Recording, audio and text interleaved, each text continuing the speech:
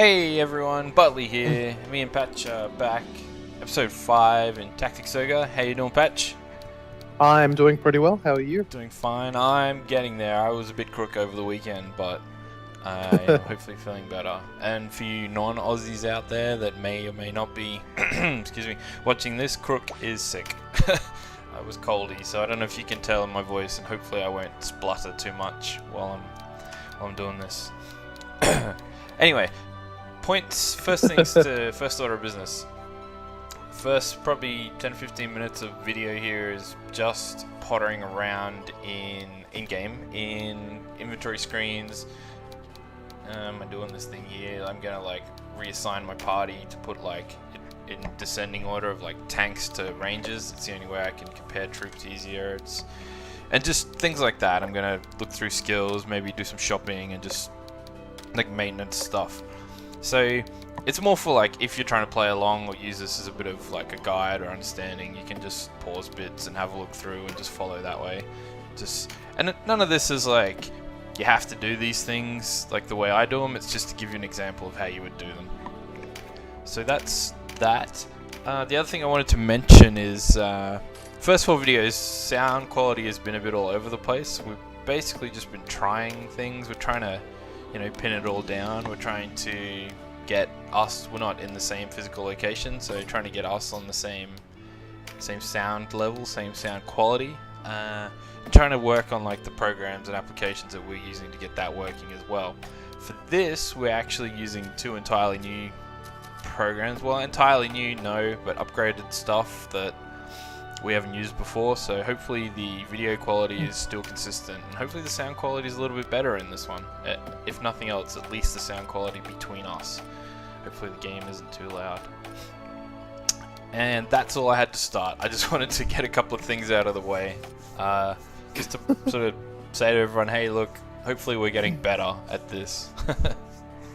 You still with us? Yeah. Good, because we're not talking about Marvel this week. We forgot about. I can't remember what we were talking. Like I remember what we were talking about in a general sense, but I can't remember the specifics. What I said. I think I might have said last week that we're going to talk about it one more time, and we're just not. Right. You say last week, but the sequence these videos go up. Well, I mean like a few days ago. Last episode. Spoilers, sorry, we record inconsistently. Weekends are just a bit crazy. Yeah. I can't get over that name, Fried's Wide. Why am I just clicking through things? Am I in the shop? I forgot what I was doing. I take it those names are random then? Yep. I mean, there's probably a bunch of preset ones, but yeah. Yeah. Just a quick look at that classes screen, just while we're on it. It tells you sort of... The crosses mean that class can never learn it. And the level thing says... the circle says you can. And where it has like a cross and a level...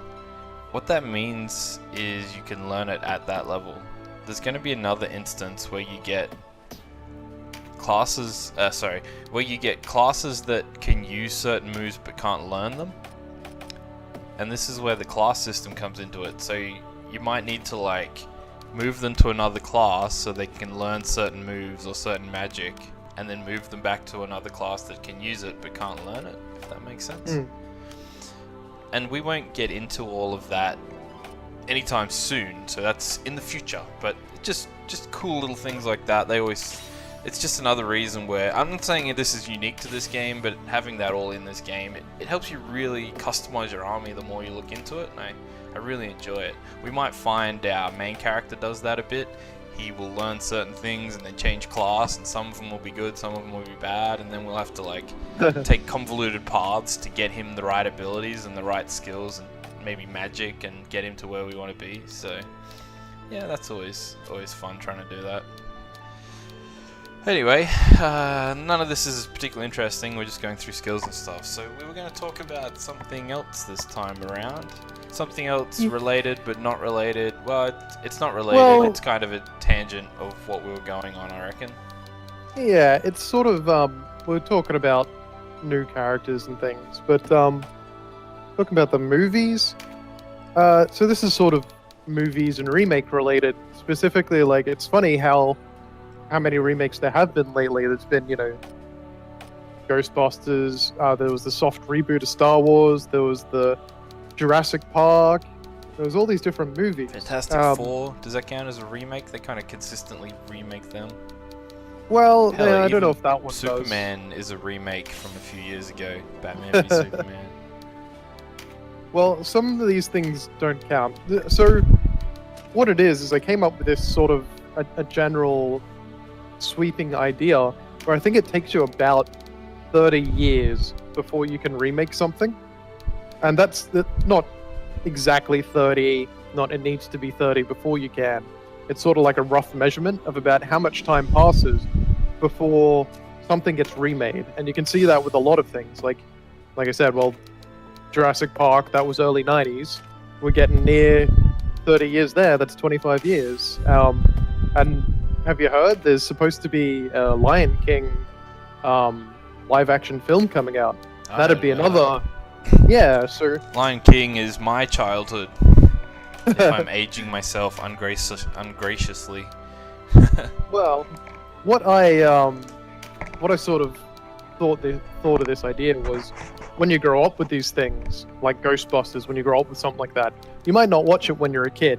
Or, what I mean is, you might not be old enough to really watch it and understand it when it first comes out. Say you're like 5 or 6, yeah.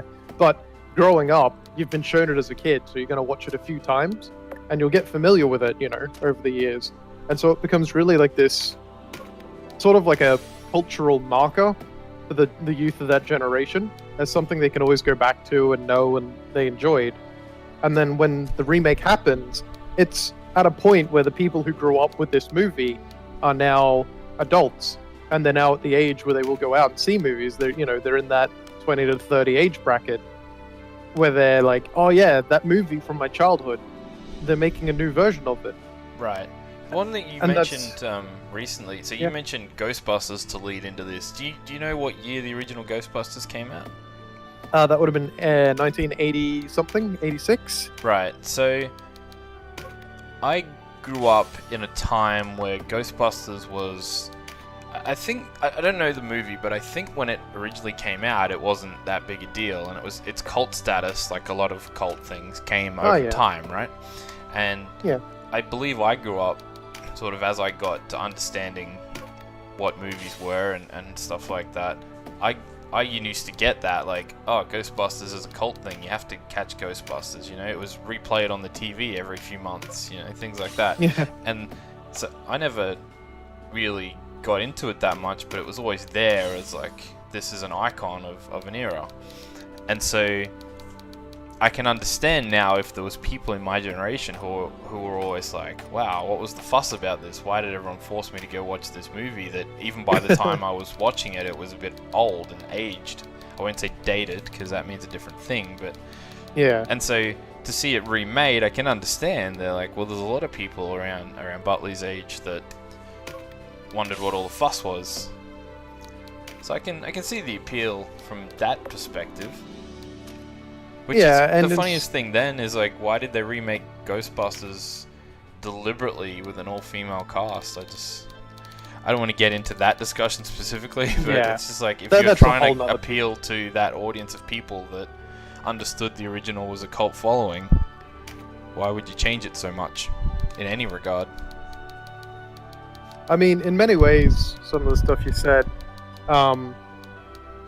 like, the remake sort of gives people a chance who missed it the first time, a chance to come back and re-experience it. Because that was, when you look at all these remakes, not a lot of them have done well. Like, the Jurassic Park was pretty average critically. It was very successful financially, don't get me wrong, but critically it was kind of average. Yes. And the only one that's really stood out as being popular and really well done was the Star Wars movie. And it sort of is a chance to reintroduce people who didn't get to see it the first time. Right. You know, like there was a gap in there, you know, of 20 years where there was no the first Star Wars, so to speak. Not to say really, like, obviously you can always enjoy the original Star Wars, but a lot of people just don't. If it's not on the cinemas, if it's not playing on a channel that they want to watch, or some people just go, no, it's old, I'm not going to watch it. Yeah, but the new Star Wars sort of gives a new opportunity to appeal to a new audience, like a new wider audience, and to reach kids who may not know about it, like a very young audience, like yes. up to 10 years old or before teenage. Yep. And so that's sort of good in its own right. But it was just I was making a note of that sort of. It's how funny long does because it take? Okay, so we have, and maybe we've changed since we last spoke to a degree. We have conflicting opinions on how they approach doing the new Star Wars. I Yes, assume we we do. still do. You know, my opinion hasn't changed, so if yours hasn't, then yeah. Unlikely. What we both agree on, and cut me off and correct me if I'm incorrect here. We agree that No, you're nuts. they did not push the boundaries in Star Wars. They said, we figured out Episode 4, the original Star Wars movie. We know what made that, like, we're gonna look at the things that made that good, and we're gonna copy that and make it shiny and make it 2015 quality. 2040, 2015, excuse me, in my years, what the hell? And we're gonna do that. 2016 now, Dan. I know, it's crazy. And we're gonna just polish up and do that, and that's all we're gonna aim for. Every character is kind of a copy of someone that already existed. Yeah. Even the plot is similar in a lot of the key points to the original, and a lot of the reveals that, had there not been a Star Wars, would have been a prior Star Wars would have been a big reveal. Point is, they didn't really shoot for the stars. Whoops, I didn't mean to say stars. Oh, what a bad pun. And so we agree on that. My take is that exactly what you just said makes that okay, in the sense that they were just trying to reintroduce the series to everyone, because anyone who isn't sort of, I don't know, late 20s or 30s now hasn't really appreciated how big the original Star Wars was when it was like first a thing. And the prequels were not well received, and people say that they didn't do Star Wars justice. So if you kind of ignore them in terms of giving people the real Star Wars experience, because that's what they were trying to give people now, then I think it's okay to just barely remake what they did and do it a bit better and a bit shinier. Well, here's a question that's sitting in my mind right now. Is, okay, you take the current Star Wars The Force Awakens, right, Episode 7, and you send it back in time. And with it going back in time, the effects become dated to that era. Everything, about it, the story, the script, how people speak and things, it goes back to the 1970s, when the original Star Wars came out. Late 70s, wasn't it? I'm not sure. I can't remember the specific date. But it goes back to then, when original Star Wars came out. Does it stand up? Like, when you release it, is it as big a deal as Star Wars A New Hope? Is that going to be on par with how, awesome it was to the people of that time? In its story, is it going to match up? Or is the appeal of the current Star Wars A New Hope, The Force Awakens, is a part of the appeal the fact it is Star Wars at all? Like, was some of its popularity due to, in part, of the fact it was in the Star Wars universe and they were doing Star Wars things? Oh, certainly. Because Star Wars has a big, wouldn't it? Yeah. I have no idea. Like, that's the thing. Does it stand up? Like, it obviously is a good movie. It's very solid.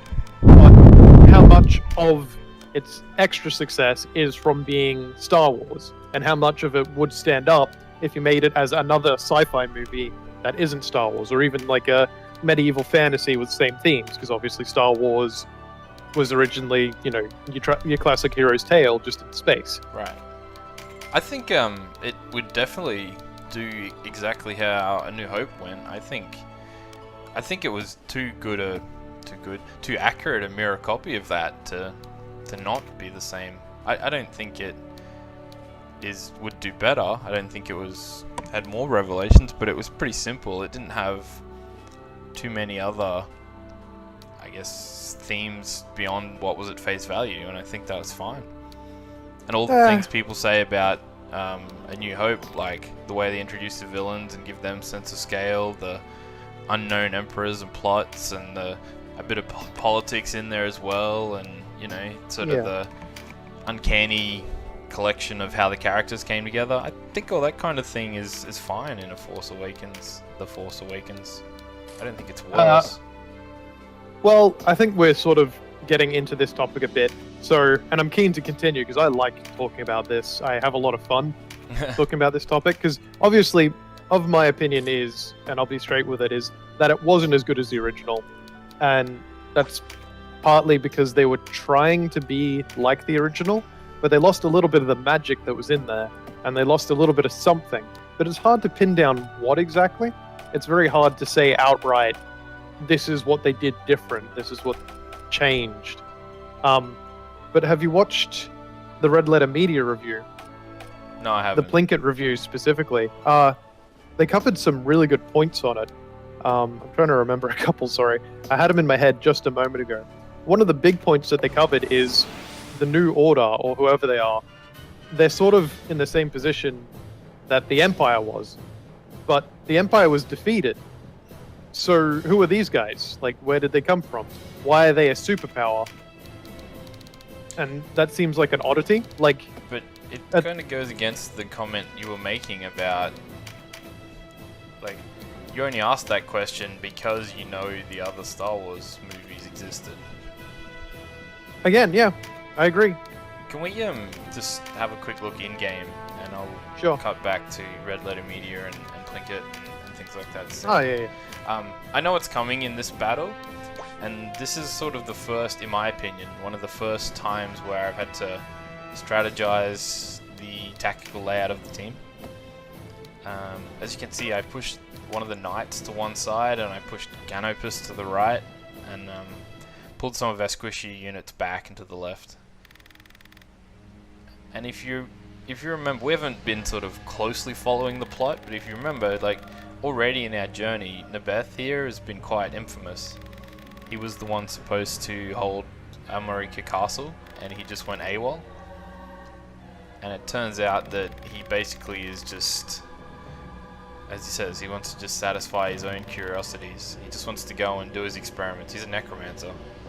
Yeah. He doesn't want to be a part of politics and all that stuff. He's just siding with whoever will let him do his stuff. Let him do his experiments. And so, I always see this as a bit of a mini-boss fight. It's also quite a tough battle, because as you can see, we have to fight uphill. And so you lose a lot of things like ranged. Like your archers can't shoot that well. A lot of your mage spells need a line of sight for damage. And just elevation can be hard. There's only so many paths up, and it bottlenecks this a little bit. Excuse me. So as we go on, I just want to wait and show a particular thing, and then we can go back to what we were talking about. He does a lot of, this is why I call him a mini boss, because he's already fairly built up prior to the battle. He's not just someone who, like Moldova, you'd never heard of her. You show up, you fight her, and that's it. This guy you've heard heaps about. And here he casts a summoning spell. So these are all undead units. Even the warrior and the Valkyrie. Alright, she might be a warrior actually. I'm a little disappointed you couldn't let him go free. He made a good point. His argument was compelling. Yeah, he was like, I won't bother you if you don't bother me. You can have this island. Vanquished Nabeth. So you know what? I just subject him to trial and exile him to another person's land. Send him to your enemies. So then the Dark Knights have to go back home and deal with him. Yeah. The other thing I did prior to this, just in case you wondered why I was, excuse me, need to use a better phrasing. If you wonder why I was just messing around, going back to Amarika Castle and getting that cutscene and stuff. This is a tough battle, and I actually wondered if I could get Leonard, because I knew he would join the party as a guest. I wondered if I could get him to join me for this fight, if we went back, got him from the Duke, and then came back to this fight. It didn't actually work, but that's what I was trying. And the other thing you can do is, on the non-castle tiles, basically anywhere that doesn't have a shop, you get random chance getting an encounter there and having a random battle against random units. And what I was sort of hoping was that I could almost grind through a random battle on the plains that we walked through to get it. So you'll notice I jinked back between there and the castle a couple of times trying to proc the random battle, and then I decided, alright, it's starting to look silly, I better just go on with it. So I wasn't that confident about this at all. I believe in you, Dan. The knight is really, really useful here because he has healing magic, so even if he can't... So he can take a lot of these hits, he can run right up the middle and take some hits, and he has healing magic, so if he gets stuck, he can always like use his heal for damage, or he can use it to help sustain. I was just showing here they have zombie condition. I think that's a cool little image. Yeah, definitely approve. It's actually, that condition tab isn't that useful in my opinion once you get going, but it's cool to see. Don't bring double clerics. I think I screwed up. I think I shouldn't have taken the second ranger because archers shooting uphill is typically bad. I should have taken another healer, but I think I thought with Katua and Fried's Wide that was enough healing. I'm not sure. I can't remember exactly what I was thinking at the time. I figured I just wanted to show off Nebeth, and there's all this stuff, and some of it's useful, some of it isn't. So I was just flicking around. I didn't really want to stop and hinge on it too much. It was just something I thought I'd do in the background. But you can see he has these like special necromancy spells. Yep. And they've got a little, on the right hand side of the number there, it has reagents. So if you use a dried eye stem, he can cast these spells. Ah. And that's Summon Darkness is sort of how he summoned those creatures. I think it normally only summons one, but for the cutscene style, they let it summon like heaps. Of course. Or you can't have like a fight 1v1. 20 eye stems around and summon 6 dudes. Yeah. And the strategy here, because we'll move on and we won't watch it too much, the strategy here was to, like against Moldova, we get Canopus up high and get him to flank, if for no other reason than to keep the Necromancer off us.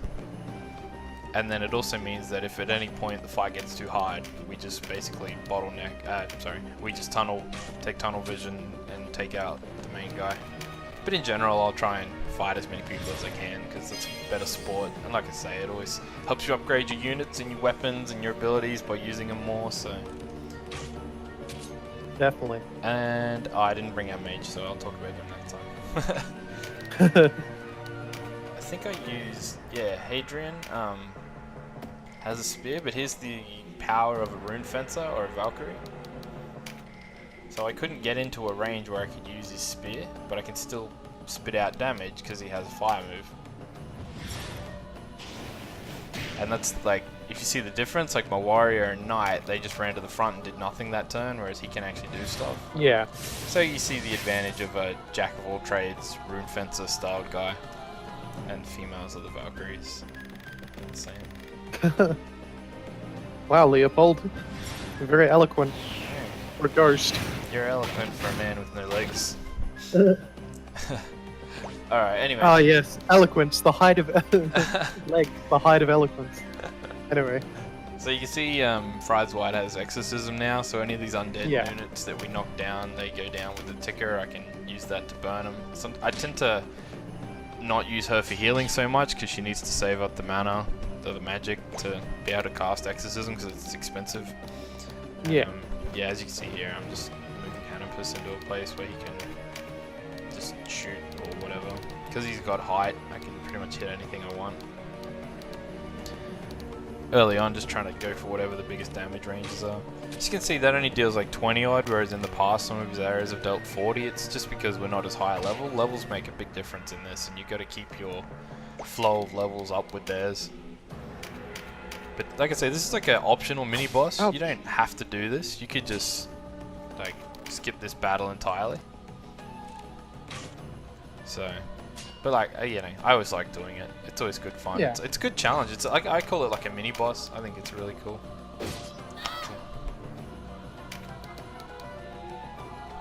I think what makes me laugh about this is because of how the speed works. I think it means faster characters actually die faster.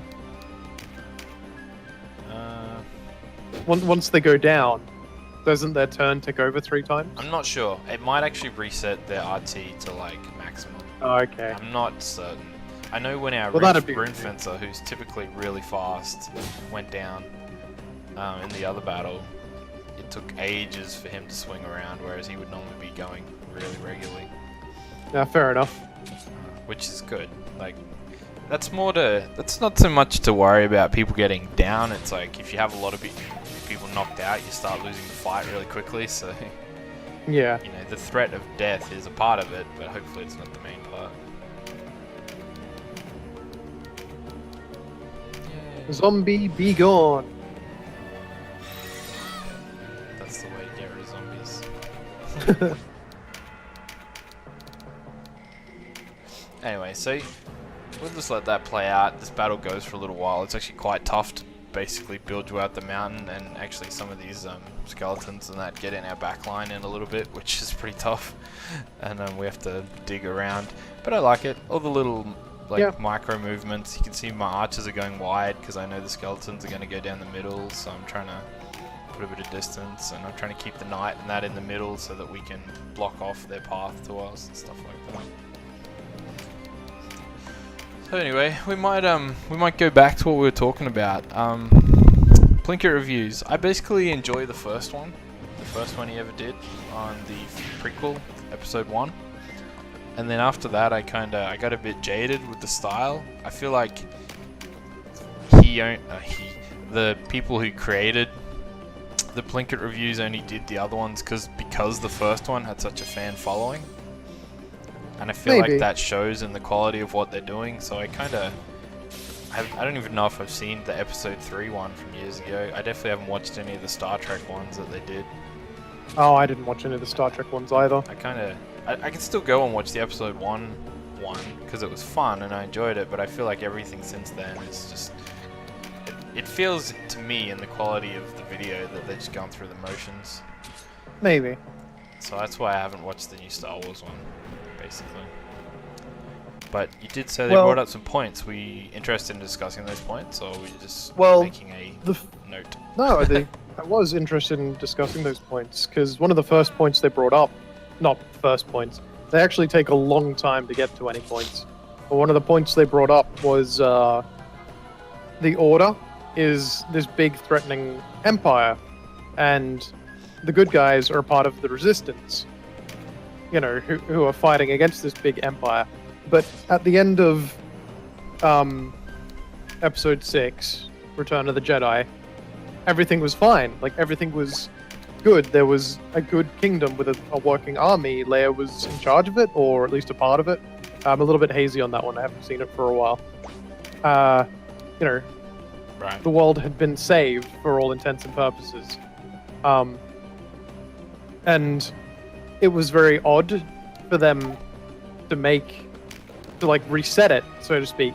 But they had to reset it. They had to make it so it was an evil empire versus a weak weak resistance, because they wanted it to be like Star Wars. They wanted it to be like the original Star Wars. Right. And in some ways that seems like a detriment, because when you take in the more expanded universe, and you have to kind of take in the more expanded universe, if only the films, it sort of makes it like, yeah, it doesn't feel quite as strong. I mean, it's hard to say. It's like, but it's obviously deliberate, like... Oh yeah, definitely. Knowing that this is going to be a trilogy, because I haven't even heard that. It surely has to be. That had to be the plan from the get-go. I don't think like this kind of reverse storytelling is that bad though, because obviously what they're going to do is explain it over time, right? Well, I suppose pretty much everything in this whole episode is explained backwards. Like, you meet Han, and then you go back and explain how he became to be what he is, and then you meet Leia, and then it goes back and explains what happened between Han and Leia and their kid, and then you meet the Darth kid. I can't remember his name. Kylo Ren? Is that the bad guy? Yeah, Kylo Ren. And then you get his backstory sort of explained after you've sort of seen plenty of him. And this whole movie is like that. It explains everything backwards, and that's obviously a deliberate style choice, and it's part of the hook. They're trying to encourage people to come back for the second one. I understand that the Plinkett review would be saying, look, every movie has to hold up on its own. That's definitely a huge problem with movies these days. But I don't know. I don't feel like that particularly took away. I'm happy for the mystery. Well, another point, and I don't think if I'm not sure if the Plinkett reviews cover this. Hold on a moment. So the original Star Wars was the hero's journey, like down to a T. Right. Like you have your mentor, the mentor dies, and many of the things follow a fairly straight pattern. It works out in, like, if you've seen a picture of the hero's journey, there's certain timings, certain events, like when the mentor dies, when the main character reaches a sort of revelation, things like that. But one of the things I noticed in The Force Awakens is the mentor figure, which would be Han Solo. He doesn't die until right at the end. Spoilers. But he doesn't die until right at the end, which is that's not what's meant to happen. See, the point of the mentor dying is the mentor's meant to die, and the hero's meant to grow on their own. They're meant to reach the last bit of their training, so to speak, and have personal growth. But this was used differently, though. I don't think that was the intent. Like, obviously, the reason Han, I mean, it depends how cynical you want to be. The reason Han died is because they obviously have no intention of paying Harrison Ford, Carrie Fisher, and Mark Hamill for all 3 movies. But the reason Han died, though, was to perpet the threat of Kylo Ren. Han has almost no relation to the protagonists and the good guys. They, even if she's like, you're the Han Solo, and gets excited, that was kind of a really loose kind of reference, Yeah. His death, I'm sure they'll play it up as it'll shock her, but I don't think it was meant to make her any more significant. It was supposed to make the villain more threatening. It's like I'm trying to think if there's a similar thing in the original Star Wars like that. Probably not that I can think of. No, because that's like the Worf effect, if you've heard of that trope, where you kill you kill a tough guy to make a villain look more intimidating. Right. Although I guess that doesn't really apply here because he wasn't. It's kind of more a subversion of that trope. They're using it to the same effect. They're taking someone, they're making Kylo Ren seem sort of more evil by expressing the lengths that he will go to. I thought it was actually good. I thought it was good because there's the moment where you don't know. Like, you can see the kid is conflicted, and you just don't know which way he's going to go, and then he does it. I actually thought that was really, really good part of the story. Well, I mean, other than knowing the spoilers were coming in, like, I heard that spoiler, unfortunately, but other than knowing of the spoiler of Han Solo dying, I was still like, well, yeah, they're going to have a lightsaber fight. That's what they're going to do. And it was just a matter of when and how it happened. Right. How can they not? And that seemed like the obvious choice. But, I don't know. Does that... The villain in general sort of speaks volumes to me. Because Darth Vader, he had presence. He had intimidation. He was a very significant appearing figure. Kylo Ren doesn't give off that impression. And in many ways, like, Kylo Ren sort of seems like he's trying too hard. And it's like, is he really... But if the thing is, though, the mark of being the villain? That's by design, though. That's the thing. And let me just segue off that for a moment. One thing I always say is, especially even in, like, the world of critics, people... I don't know. I just can't see past... There's 2 ways you need to measure like anything that you're criticizing, be it any type of media, so games, movies, TV, music, whatever, like you need to think. There's two ways. You need to say, A, what is it trying to achieve, like, and is that worthy, right? And B, does it then pull off what it's trying to achieve? And you can talk about that as a wide scale of the whole movie or as specific parts of it, right? So, to summarize Star Wars, they just wanted to remake the old one and like polish it up and just introduce new people to fairly cookie cutter characters that they could relate to in parts and enjoy the start of a journey. Is that a noble goal? And I think that's where you and I disagree. That's part A. You're saying that they didn't really do that. They shouldn't have. They should be aiming for better, or they sort of. You're not going to ever replicate that, so it was a poor goal to begin with. And I say, well, I think it was fair enough and it was interesting enough, casual like movie going stuff. But part B, I think we agree that what they set out to achieve, they kind of did. Which was a low-risk sort of get everyone back talking about Star Wars setup, right?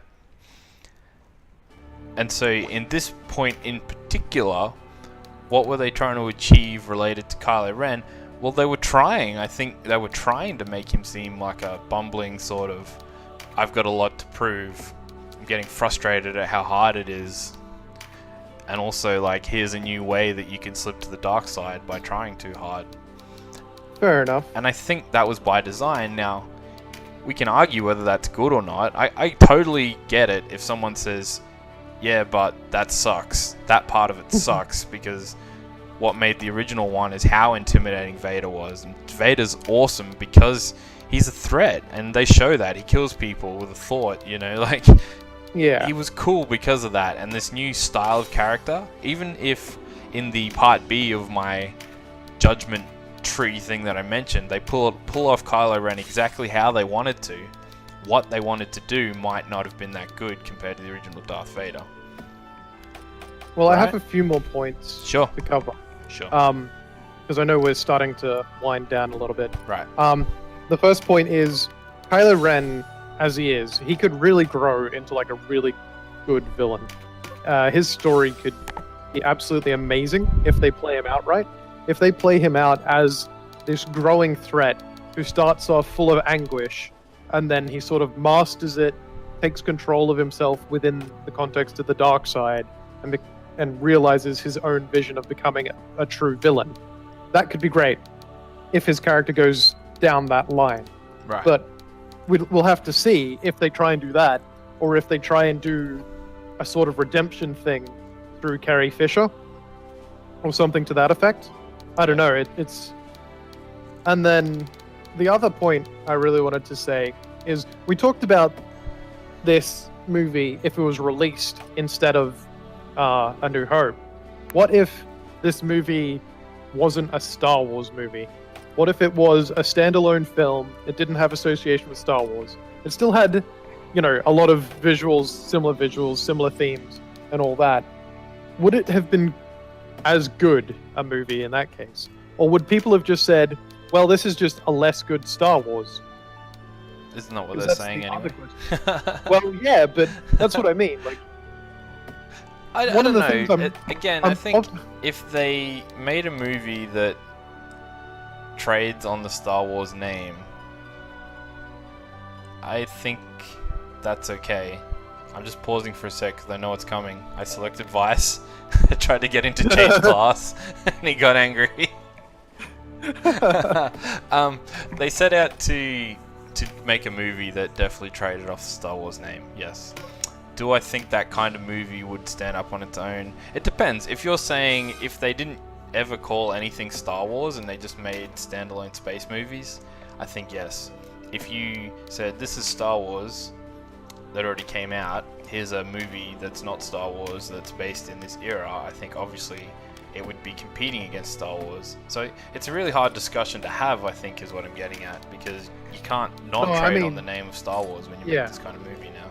I just mean if you released it in the modern day, it'd sort of, you know, without the Star Wars association, would it have done as well? Or would people have just forever put it in this box of, well, it wants to be Star Wars, but it's not. Like, would that be their response? Would they have been more harsh on it? Or does it get a sort of light pass? Because, like everyone says, it's the first movie in a series of Star Wars movies. They're just setting it up. They're just trying to be like A New Hope. They're just doing all the references. They're just ticking the boxes. Right. Or alternatively, would it have gotten more of a pass? Because it was a good movie in its own right. And I will say it was a decent movie. But would it have gotten more of a pass if it didn't have the Star Wars association? Because you don't have to compare it. And that's all I'll say on the matter, because I know we're short on time. No, that's alright. I don't know the answer. I think that's more of a open note. Like, you could say yes, you could say no. I don't know that anyone is going to be right when you talk about that kind of thing. So yeah, it's a good thing to end on, really. Like, let people in the public think about that. Anyway, we will wrap up episode 5 for that. Hope you enjoyed a little bit of something. And catch you guys next time. Thanks for watching. Cheers, guys. See ya.